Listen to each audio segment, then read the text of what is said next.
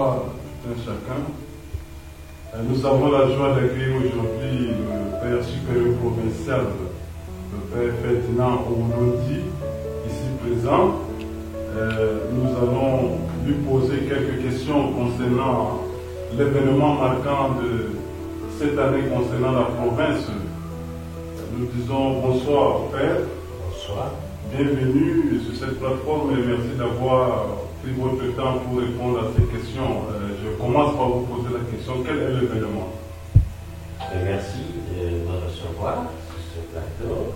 L'événement, c'est le jubilé. La province du Cameroun célèbre cette année 75 ans de présence missionnaire dans cette partie du monde. Et nous voulons faire donc un devoir de mémoire en célébrant, en rendant grâce à Dieu et en nous lançant vers l'avenir. C'est pourquoi le thème de cette année est choisi à dessein. Nous aurons donc au thème Avançons au large avec espérance. Alors, à travers ce thème, que voulez-vous dire par là en disant avançons au large avec espérance? Le thème, il porte toute la force de ce que nous voulons vivre. Puisque nous faisons un devoir de mémoire, nous reconnaissons que nous ne sommes pas les premiers sur ces chemins. Nous marchons sur les traces des anciens. Et en marchant sur les traces des anciens, nous voulons continuer l'œuvre qu'ils ont si bien commencée. Alors, les anciens sont arrivés il y a 75 ans. Ils ont planté une graine. Ils ont annoncé Jésus-Christ dans le cœur. Et lors du cinquantenaire, ils ont célébré cet événement avec un thème en disant Jésus-Christ est annoncé, un peuple s'est levé. Et cette annonce continue. Jésus continue à être annoncé. Et le peuple qui s'est levé doit marcher. Avec ce peuple, nous voulons avancer au large, fort de cet héritage, mais ouvert au salut qui est annoncé. Et c'est pourquoi nous avons l'espérance au cœur. Voilà, en bref. Merci pour cette première partie et pour cette première question. La mission était orientée ou dirigée par une figure d'époux, figure marquante et indélébile qui reste toujours dans l'histoire, la figure de Monseigneur Yves Plumet. Qui était-il au juste? Alors, Yves Plumet, c'est vrai, on ne peut pas parler de 75 ans de présence sans parler d'Yves Plumet. Pourquoi? Parce qu'il était le responsable de la première équipe, celui à qui il revenait d'organiser les débuts. Alors, l'histoire de notre congrégation et de notre province est assez belle. Yves Plumet, nous savons que c'était un jeune prêtre né à Vannes, en France, un oblat de Marie-Immaculée, qui avait reçu une obédience pour le Ceylan, laquelle c'est de l'Arda. Et voilà donc en 1939, alors qu'il se prépare à entrer dans le bateau pour aller là-bas au Ceylan, son père décède. On lui annonce la nouvelle. Il renonce au voyage pour aller enterrer son père. Et après, il ne peut plus aller, puisque la Deuxième Guerre mondiale éclate. Nous sommes en 1939. Il reste donc en France, où il fait le service d'aumônerie et autres. Et l'occasion d'une nouvelle mission se présente, celle du Cameroun. Il est donc choisi comme chef d'équipe, responsable, premier supérieur religieux. Il a ses compagnons, ils sont 15, donc 14 prêtres et un frère. Ils sont 15, ils reçoivent donc mandat, et en 46 ils arrivent. Yves Plumet donc organise les débuts, il jette les bases, sacrifie la communauté au profit de la mission, puisqu'ils sont peu nombreux, le territoire est vaste. Ils reçoivent un territoire qui va de Bankim jusqu'à Fort-Fourreau, l'actuel Kousséry, en passant par le Mayo et au Tchad. Ce territoire aujourd'hui a donné naissance à 5 diocèses, dans un vaste champ à parcourir. Et Yves Plumet donc s'investit transcrit et donne sa vie à la fin, puisqu'en cette année nous célébrons également le 30e anniversaire de sa mort. Il a été assassiné la nuit du 2 au 3 septembre 1991 à Gaoundéré. Donc c'est une figure importante pour nous. Et de ce fait, il a été le premier évêque de toute cette grande partie du Nord et le premier archevêque de Garoua. Voilà. Alors, restant sur la même optique, étant donné que nous célébrons aussi cette année 30 ans d'assassinat, où il est écrit sur sa tombe en Gaoundéré, j'ai cru, je vois. Nous ne pouvons pas faire un peu le lien où, durant cette mission, l'Esprit l'avait déjà précédé, et nous pouvons aussi faire le lien de son déplacement, comme le qu'il est quitté un jour avant ses compagnons. Donc on voit un peu, il a précédé, donc voilà, il a cru et il a vu. Qu'est-ce qu'il a vu? Sur qui et quel était vraiment son point fort? Alors, j'ai cru et j'ai vu.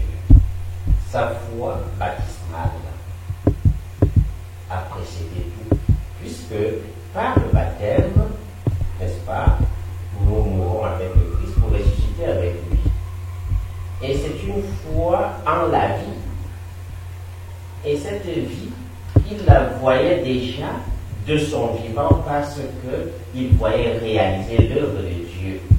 Et il voyait les gens croire en lui, en ce salut. Donc, nous pourrons dire que cette phrase résume ce qu'il portait au cœur. J'ai cru et j'ai vu. Il croit et il voit. Alors, mais je voudrais apporter un rectificatif. Yves Plumet ne vient pas un jour avant ses compagnons, mais il vient 2 mois avant. Yves Plumet quitte la France le 15 août 1946. Il arrive à moi, ses frères embarquent par bateau, lui il a pris l'avion, il est descendu à N'Djamena, donc c'était à l'époque Fort Lani, il descend par N'Djamena, il vient au devant de ses frères. Il a l'occasion de rencontrer les jésuites qui étaient déjà au Tchad, avec qui il devait se partager une partie du Tchad. Donc lui il devait prendre la partie du Maloukeli. Il fallait donc les écouter et voir qu'est-ce qu'ils font. Et il traverse le territoire qui lui est confié. Il vient donc attendre ses frères à Douala et ils ont embarqué à Marseille le 16 août, un jour après lui. Et ils ont fait 2 mois en bateau, donc du 16 août au 16 octobre. Et il vient dans les accueillir à Douala et ils remontent ensemble. C'est pourquoi ils arrivent à Menganga le 26 octobre.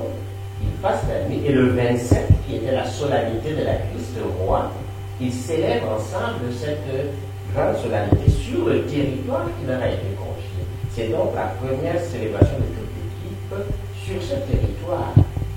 Et ils consacrent donc au Seigneur leur mission. Il récite les litanies du Sacré-Cœur et il offre au Sacré-Cœur l'œuvre qui les attend. Alors, Yves Plumet va les entraîner et ils vont arriver en Gaoundéré le 1er novembre. Ils vont laisser la première équipe en Gaoundéré et arriver à Garoua le 6 novembre. Ils vont traverser la Benoué à bateau puisqu'il n'y avait pas de pont. Le bac était en panne. Ils arrivent donc et la mission prend son essor. Merci pour ce retour à l'histoire. Dans votre livre, vous disiez que Yves Plumet a semé la graine et ça a donné sa poussée. Ça fait 75 ans d'évangélisation. Quand on fait un peu le lien avec l'histoire d'Abraham, c'est aussi à cet âge-là que Dieu lui dit quitte ton pays et va.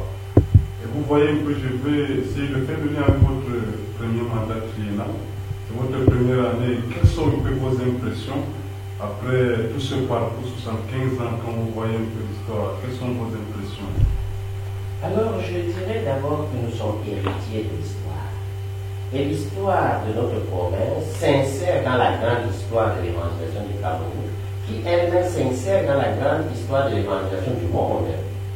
Ce qui veut dire donc que nous nous mettons à la suite des autres qui nous ont précédés. Et mon impression est que l'héritage est grand. Il est grand. Et cet héritage grand, nous devons continuer à lui donner sa grandeur en restant fidèles à l'évangile, au mandat du Seigneur qui nous envoie à travers le monde, qui nous envoie évangéliser de par le monde, aller de toutes les nations, faire des disciples. C'est donc cela qui continue à travers nous et à travers les générations qui viendront après nous. Voilà ce que je peux dire. Ok, à travers ces générations, j'aimerais savoir quelles sont vos motivations, mais qu'est-ce que vous poussez, qu'est-ce que vous mettez en place pour emballer tous vos confrères à cet événement si marquant.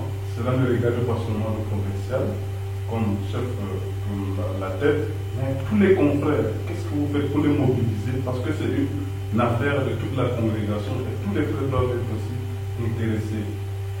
Alors le terme est déjà évocateur. Je dis avançons. Je n'ai pas dit avancer en me retirant. Avançons au large. Il y a donc un effet rassembleur. Et c'est le discours que je porte aux communautés. Il y a eu des correspondances qui sont passées.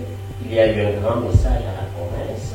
Et il y a maintenant la visite des communautés. Dans ces visites, je ne manque pas de saisir l'occasion pour stimuler, demander qu'est-ce qui se fait, demander de s'engager un peu plus pour que cela ait un impact, non seulement sur le peuple de Dieu vers qui on envoie, mais sur nous-mêmes, conscients que nous sommes héritiers et nous avons un devoir de poursuivre une mission. Nous devons donc nous sentir concernés. Et cela participe à notre sens d'appartenance. Alors, le provincial n'est qu'un animateur. Il n'est qu'un animateur dans le sens propre même du mot animateur, qui vient du mot anime. Donc, il donne une âme. Et l'âme a pour principale fonction de faire vivre. Et donc, le provincial s'engage dans cette logique. Et c'est ce que j'essaye de faire avec les modestes moyens qui sont les miens. Étant donné que vous avez évoqué quelque chose de très important concernant le moyen, cette année nous voyons aussi la pandémie qui a presque mis le monde à genoux. Pour que cet événement réussisse, il faut un peu de fonds. Comment vous allez faire pour remédier à cela? Étant donné que nos caisses, nos bienfaiteurs, tout est un peu presque bloqué, quelles sont vos stratégies? Les stratégies, nous ne sommes pas dans l'armée pour que je puisse avoir des stratégies. Je crois en la providence. Je crois en la providence. C'est une œuvre d'église. Ce n'est pas une œuvre privée. Et donc, tout ce que nous faisons au nom du Seigneur réussit par soi-même. Et donc, je crois en la providence, sans croiser les bras, bien sûr. J'estimais les confrères à participer. J'appelle les âmes généreuses à participer pour la plus grande gloire de Dieu. Et je crois que, comme c'est une œuvre de Dieu, il y aura. Je ne désespère pas. Je ne suis pas pessimiste. Restez toujours optimiste parce que, pensez que vous savez, si vous avez mis votre espoir et votre espérance en ce Dieu, peut-être que tout va aller. Et parlant de, revenons un peu sur le visage, ou bien la figure de Monseigneur qui veut plumer. Nous savons bien qu'il avait une dévotion particulière pour les jeunes. L'exemple en est que, étant arrivé là-bas, après 4 à 5 ans, il a créé des écoles. Donc il avait ce souci pour des jeunes. Et pour que la congrégation de la province puisse aller de l'avant, il faut aussi voir comment les petits frères qui viennent, c'est-à-dire la vocation, quel est votre plan d'action, votre planification, et voir même, étant donné que les ressources financières posent problème, quelles sont un peu vos mobilisations? Disons que Monseigneur Plumet, pas une dévotion, mais un intérêt pour la jeunesse. Il avait une grande dévotion à la Vierge Marie. C'est même sa devise épiscopale, Ex Maria Virgine, qui est sa devise épiscopale. Il avait un grand intérêt pour la jeunesse. Pourquoi? Parce que lui-même a été déjà dans sa jeunesse très engagé dans l'action catholique. N'oublions pas qu'il a été scout.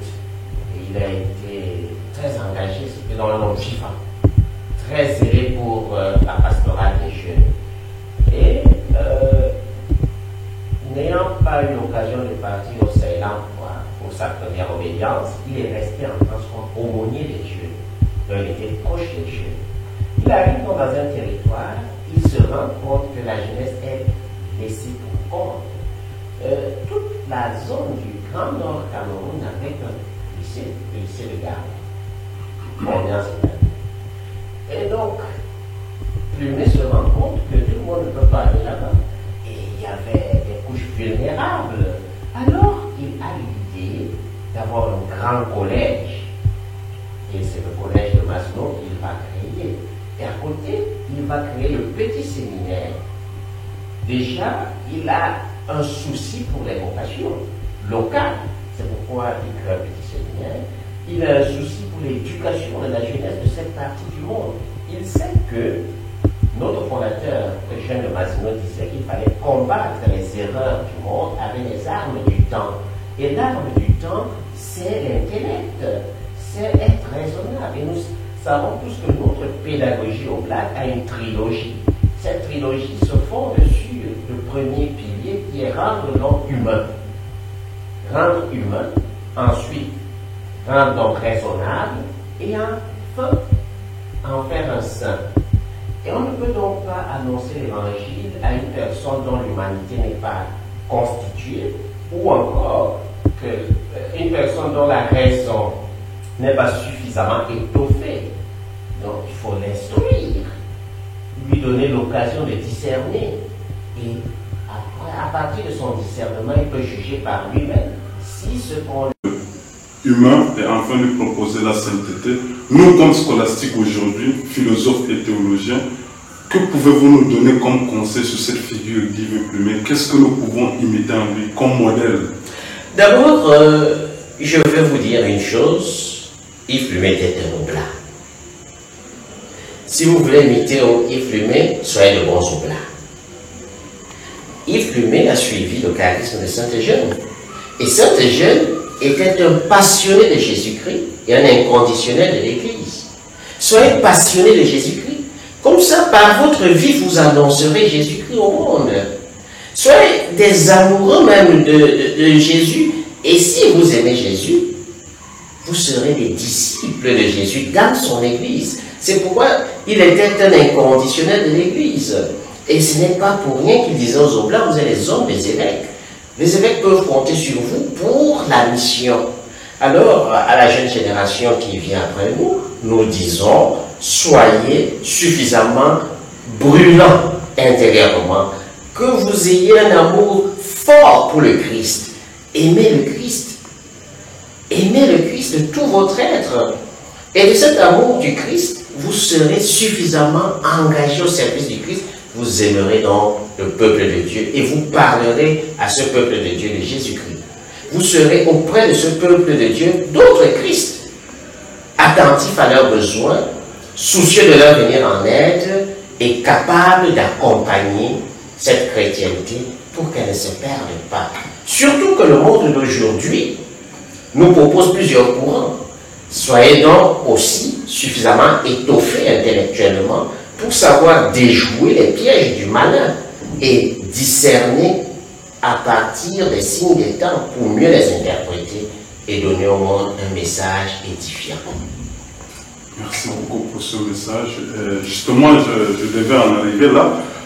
Le 36e chapitre général 2016 est revenu sur la formation des jeunes aujourd'hui. Il est revenu sur un des articles qui dit « Les jeunes que nous accueillons aujourd'hui ne sont plus les jeunes que nous avions hier. » Donc il faudrait adapter le système de formation, pas selon leur goût, en maintenant bien sûr l'idéal au plat, mais quelles sont un peu vos impressions par rapport à la formation aujourd'hui avec les jeunes?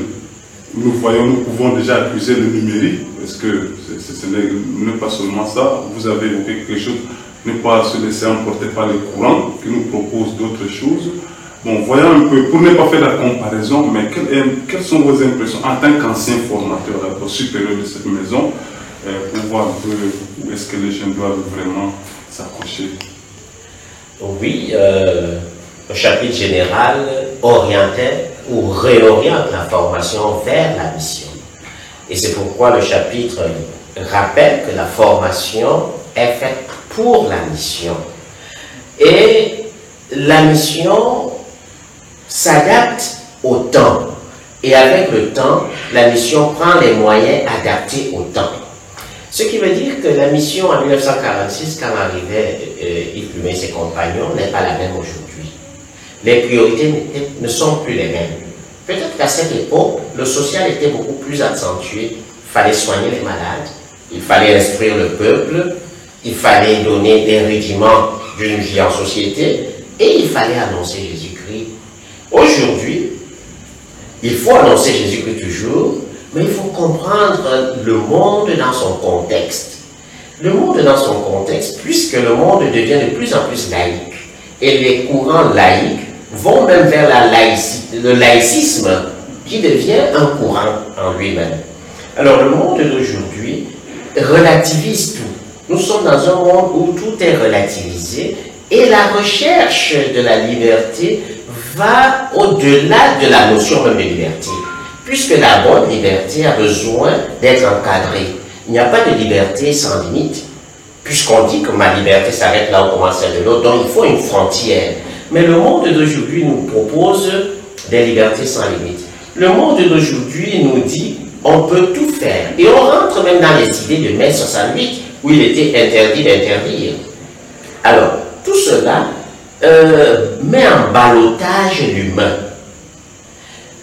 Et pour être missionnaire aujourd'hui, il faut d'abord comprendre la société. D'où une lecture sociologique du monde qui nous permet de comprendre le mouvement des groupes sociaux que nous avons pour pouvoir adapter un message qui puisse révolutionner en bien et qui puisse également recadrer ce qui s'égare. Et c'est ce que je peux dire à la jeunesse d'aujourd'hui, d'être attentif sans se laisser aller. Le religieux est celui qui remonte le cours des eaux. Il faut ramer à contre-courant. Ce n'est pas parce que tout coule que nous allons couler avec. Le pape nous le dit que le monde est devenu liquide, tout est liquide. Et entre guillemets, comme on dit, tout est devenu chinois, rien n'est solide. Alors, c'est pour dire qu'il faut revenir à ce qui est solide. Et ce qui est solide, c'est le Christ. Il y a des fondamentaux. Le message de Jésus-Christ ne change pas, puisqu'il est le même hier, aujourd'hui et demain. Son message reste. Maintenant, c'est la manière de le dire qui peut prendre les contours du temps.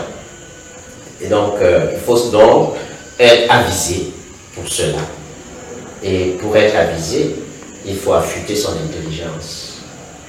Voilà. Merci, parce que cette intelligence est affectée à travers les études que vous nous fournissez. On vous rassure qu'on va tenir compte de tous ces propos et nous allons aussi raviver la foi de ceux qui sont autour de nous. J'aimerais finir à travers une assertion, une citation de Saint Augustin qui dit « Le présent du passé, c'est la mémoire. Le présent du présent, c'est l'action.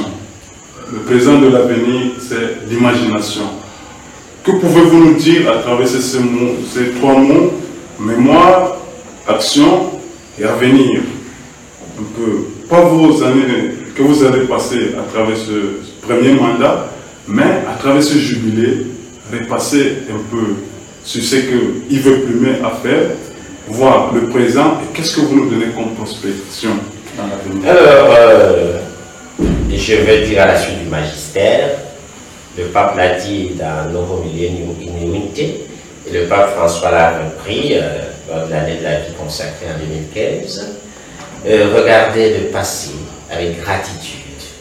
Et donc, le devoir de mémoire, c'est aussi cela, apprécier le passé. Savoir reconnaître ce que les autres ont fait de bien, le valoriser. Vivre le présent avec passion, c'est ça l'action. Il faut être dans le présent avec passion et s'ouvrir à l'avenir avec espérance, puisque l'avenir, nous ne la connaissons pas, c'est dans le plan de Dieu. Mais nous avons à construire l'avenir à partir du présent. Et il faut donc cette espérance qui nous permet de découvrir que nous avançons vers notre fin qui est en Dieu. Puisque l'espérance est une vertu théologale qui tient sa racine de Dieu lui-même, c'est donc cette ouverture au salut. Alors, je recadre donc cette pensée dans la dynamique du magistère en nous invitant, en ce jubilé, à regarder le passé avec gratitude, à vivre le présent avec passion et à accueillir l'avenir avec espérance. Merci beaucoup, Père Ferdinand. On dit supérieur provincial de la province du Cameroun qui regroupe les 3 pays connus, le Nigeria, le Tchad et le Cameroun. Nous allons voir s'il y a des intervenants ou bien certaines personnes qui ont posé des questions. Nous allons les relire et s'il y a possibilité de répondre, il va répondre. Nous disons un très grand merci au Père pour sa disponibilité et pour avoir répondu à toutes ces questions. Nous pensons que la Vierge Marie nous accompagne pour la réussite de ces grands événements. Et aussi les Oblats, nous, on doit s'impliquer parce que c'est une affaire de famille. Merci beaucoup, Père. Merci, merci. Le jubilé reste un événement qui doit nous raviver dans notre foi, qui doit nous renouveler dans notre action et qui doit nous aider à préparer un avenir aux générations qui viendront après nous. Alors, voilà ce que je peux dire. En définitive, merci. Merci. S'il n'y a pas d'autres questions, je vous remercie. Merci, merci également. Nous remercions toutes les personnes qui nous ont suivis. Nous pouvons arrêter la conjoncture. Merci. Merci.